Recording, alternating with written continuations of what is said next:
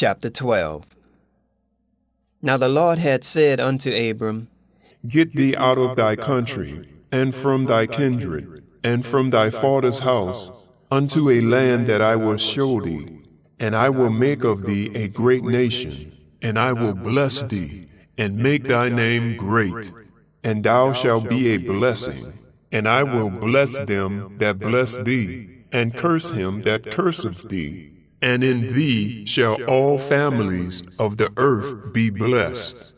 So Abram departed as the Lord had spoke unto him, and Lot went with him. And Abram was 75 years old when he departed out of Haran. And Abram took Sarai his wife, and Lot his brother's son, and all their substance that they had gathered, and the souls that they had gotten in Haran. And they went forth to go into the land of Canaan, and into the land of Canaan they came.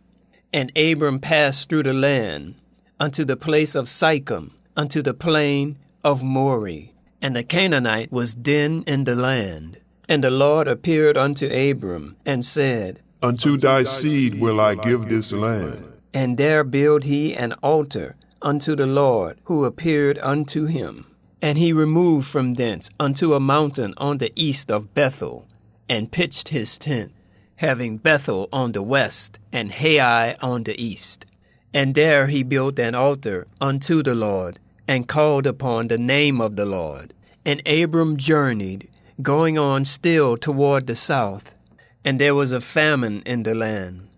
And Abram went down into Egypt to sojourn in there, for the famine was grievous in the land. And it came to pass, when he was come near to enter into Egypt, that he said unto Sarai his wife, Behold now, I know that thou art a fair woman to look upon. Therefore it shall come to pass, when the Egyptians shall see thee, that they shall say, This is his wife, and they will kill me, but they will save thee alive. Say, I pray thee, thou art my sister, that it may be well with me for thy sake, and my soul shall live because of thee. And it came to pass, that when Abram was come into Egypt, the Egyptians beheld the woman, that she was very fair. And the princes also of Pharaoh saw her, and commended her before Pharaoh. And the woman was taken into Pharaoh's house. And he entreated Abram well for her sake. And he had sheep, and oxen, and he-asses, and men servants, and maidservants, and she-asses, and camels. And the Lord plagued Pharaoh and his house with great plagues because of Sarai, Abram's wife. And Pharaoh called Abram, and said, What is this that thou hast done unto me? Why didst thou not tell me that she was thy wife?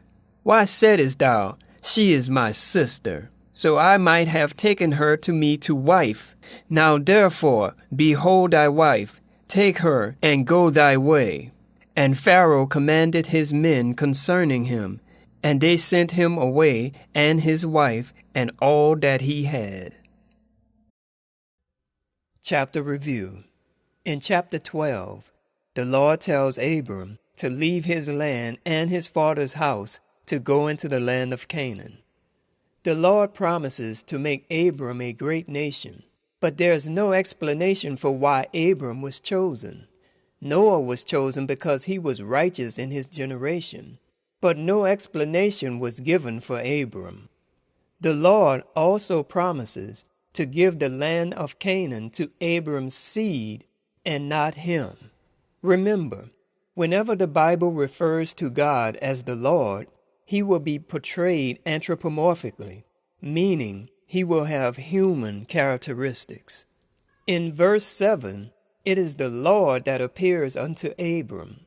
Now Abram can see the Lord, not God, but the Lord.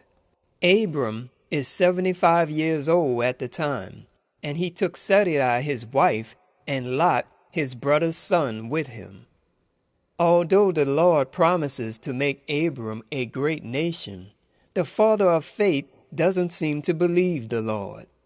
When there was a famine in the land of Canaan, Abram traveled to Egypt. On the way there, he thought the Egyptians were going to kill him in order to take Sarai because she was so fair to look upon. In order to prevent his death, Abram tells Sarai to pretend to be his sister. If he believed he was going to be the father of a great nation, he should have believed he would be all right when he went to Egypt. But he didn't. Pharaoh takes Sarai and gives Abram servants and livestock. But the Lord plagued Pharaoh and his house, illustrating that Abram didn't have to go through the trouble of getting Sarai to pretend to be his sister. All he needed to do was have faith in the Lord.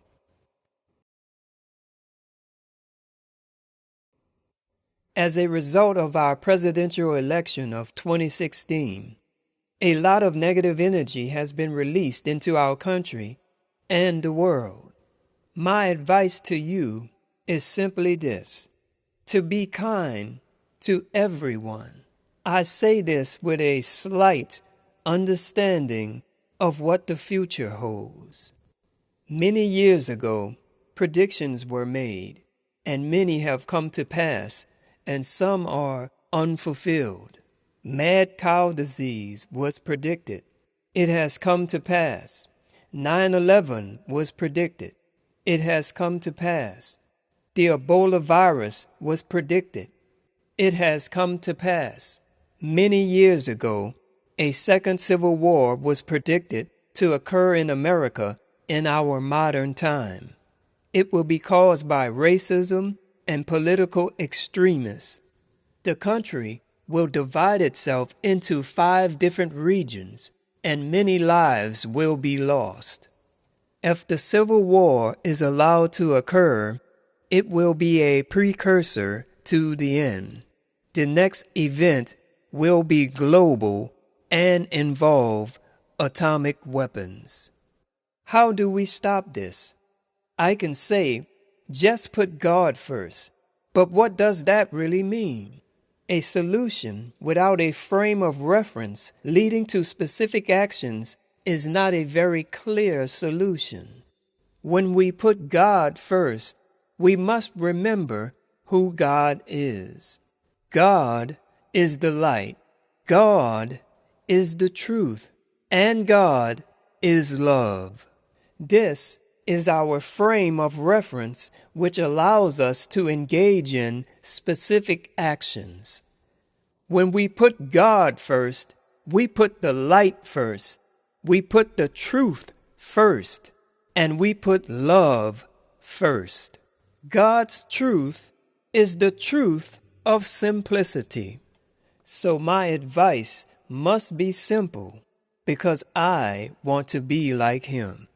My advice is simply this: be kind to everyone. Your kindness will be the truth. Your kindness will be love, and your kindness will be the light. A light that will shine so bright, even the darkest of hearts will begin to shine. So be kind to everyone.